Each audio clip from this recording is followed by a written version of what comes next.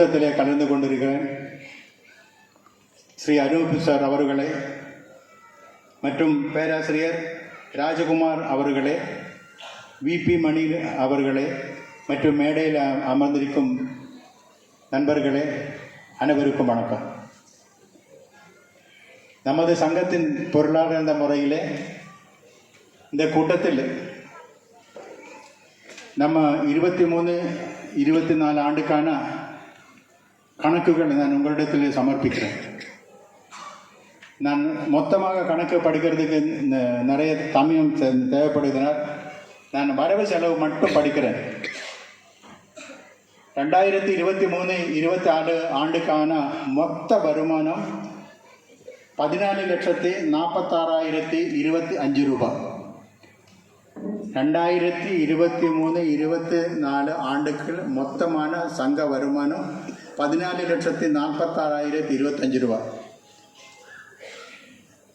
2023-24 மொத்த செலவு 11,22,604 ரூபாய்.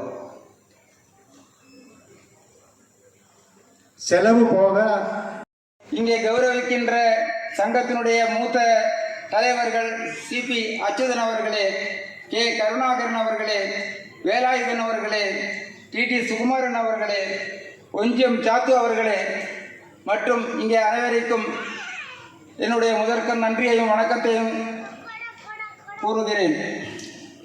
நான் இங்கே சங்கத்தினுடைய 2024-25 தீர்மானத்தை பொதுக்குழு கூட்டத்தில் ஏகமனதாக மனதாக சமர்ப்பிக்கப்பட்ட தீர்மானங்கள் உங்கள் முன்னிலையில் சமர்ப்பிக்கிறேன்.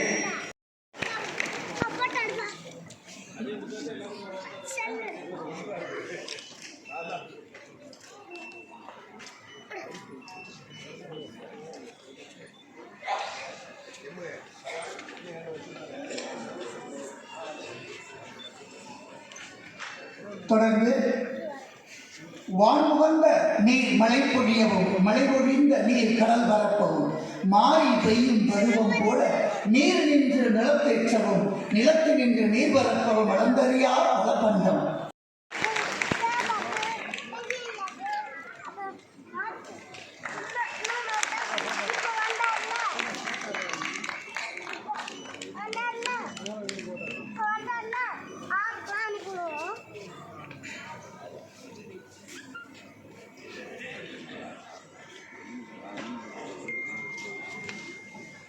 மதிப்புக்கு மரியாதைக்குரிய சென்னை பெருநகர டீக்கடை உரிமையாளர் சங்கத்தினுடைய 43ஆம் ஆண்டு பொது பேரவையின் கூட்டத்திற்கு தலைமையேற்று நடத்துகின்ற சங்கத்தினுடைய அருமை தலைவர், மிக எளிமையாக எல்லோரையும் அரவணைத்து செல்லக்கூடிய அருமை சகோதரன் ஆனந்தன் அவர்களே, வரவேற்புரை நல்கி அமர்ந்திருக்கின்ற நாம் எல்லாம் சுந்தர் என்று அழைக்கக்கூடிய விஜயகுமாரின் சுந்தர் அவர்களே, முன்னிலை வைத்துக் கொண்டிருக்கிற முன்னோடிகள் அண்ணன் அச்சுதன் அவர்களே, அண்ணன் மணி அவர்களே, அரவிந்தன் அவர்களே, முரளிதரன் அவர்களே, சுப்பிரமணியன் அவர்களே, பிரபாகரன் அவர்களே, நிர்வாகிகள் சுகுமாரன் அவர்களே, உன்னிகிருஷ்ணன் அவர்களே, சசி அவர்களே, ராஜன் அவர்களே, ரோஜன் அவர்களே, கோவிந்தன் அவர்களே, ராதாகிருஷ்ணன் அவர்களே, மனோஜ் அவர்களே, ரவீந்திரன் பிள்ளை அவர்களே, டவுட்டன் மோகன் அவர்களே, பிரதீப் அவர்களே, சுரேஷ் பாபு அவர்களே, இந்த நிகழ்ச்சியிலே சிறப்பு அழைப்பாளராக வந்திருக்கின்ற மரியாதைக்குரிய டாக்டர் அனூப் அவர்களே,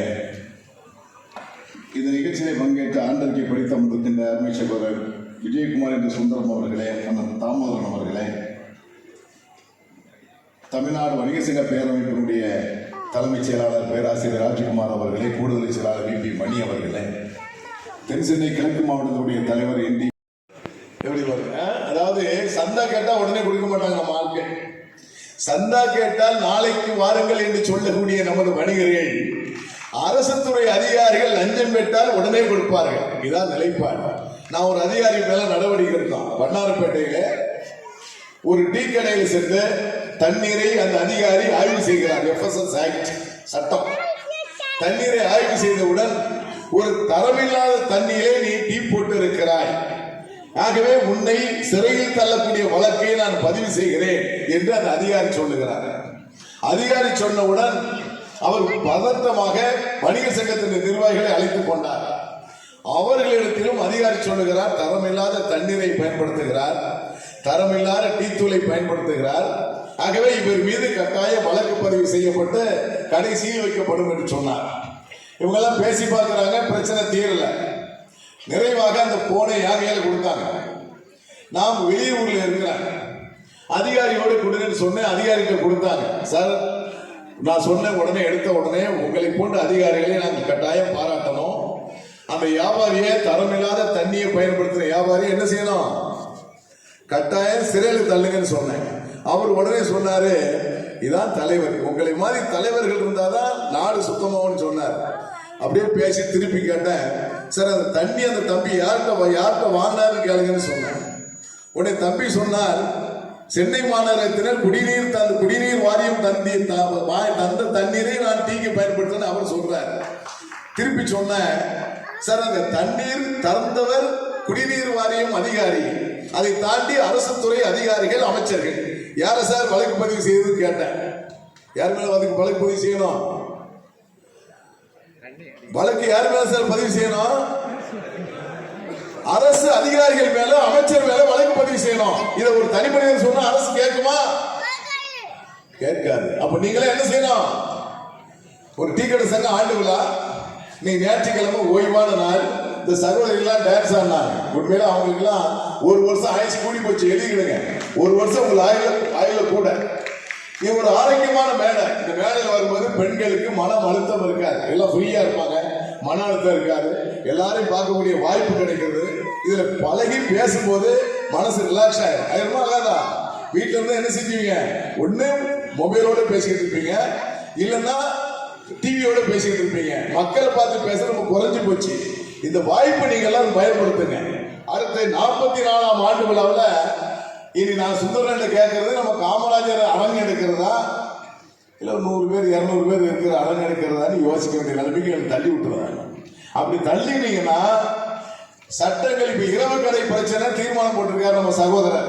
நான் நிறைய ஊர்களில் இரவு கடைகளை கூட்டம் நடத்துவதற்கு நேற்று தலைமை செயலாளர் மரியாதைக்குரிய முருகானந்தம் சார் அவர்களை பேராசிரியர் மற்றும் தலைமை நிர்வாகிகள் சந்தித்த பொழுது, இரவு நேர டீ கடைகள் கடை நடத்துவதற்கு காவல்துறை அதிகாரிகள் சில இடங்களிலே கடைகளை பூட்ட வேண்டும் என்று அச்சுறுத்தல் செய்கிறார்கள். அது கட்டாயமாக தடை செய்யப்பட வேண்டும் என்பதை நேற்று தலைமைச் செயலகத்திலே சரியாக 3:15 மணிக்கு வலியுறுத்தி இருக்கிறோம்.